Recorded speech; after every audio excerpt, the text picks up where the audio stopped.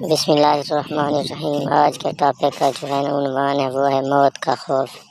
حضرت سلیمان علیہ السلام کے دور میں ایک آدمی تھا جو موت سے ڈر رہا تھا، پریشان تھا، جس کی آواز نہیں نکل رہی تھی۔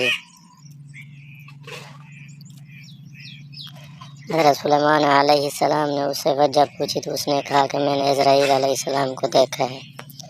حضرت سلیمان علیہ السلام کے دربار میں ایک آدمی لرزاں و ترساں حاضر ہوا، مارے ہیبت کے اس کے منہ سے آواز نہیں نکل رہی تھی، چہرہ دھلے ہوئے کپڑوں کی طرح سفید ہو گیا تھا۔ حضرت سلیمان علیہ السلام نے یہ کیفیت ملاحظہ فرمائی تو پوچھا، اے خدا کے بندے، کیا بات ہے؟ تو اتنا گھبرایا ہوا مضطرب کیوں ہے؟ اس نے عرض کیا کہ یا حضرت، مجھے عزرائیل نظر آیا، اس نے مجھے ایسی غضب آلود نظر ڈالی کہ میرے ہوش و حواس گم ہو گئے، رواں دواں خراب ہوا۔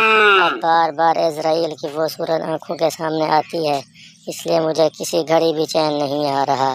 اس نے التجا کی کہ آپ ہوا کو حکم دیں کہ وہ مجھے یہاں سے ہزاروں میل دور ملک ہندوستان میں چھوڑے، ممکن ہے کہ اس تدبیر سے میرا خوف کچھ دور ہو جائے۔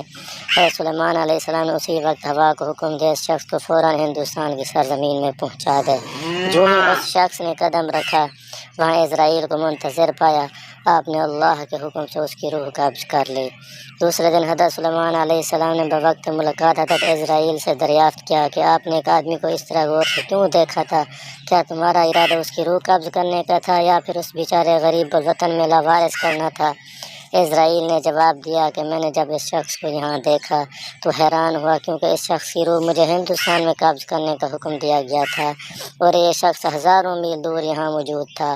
حکم الہی سے میں ہندوستان پہنچا تو میں نے اس کو وہاں موجود پایا تو وہاں اس کی روح قبض کر لی۔ درس حیات: انسان لاکھ تدبیر کرے، تقدیر اسے وہاں لے جاتی ہے جہاں اس کا نصیب ہو، اور خود تقدیر کے عزائم پورا کرنے کے لیے اسباب فراہم کرتا ہے۔ صدق اللہ العظیم۔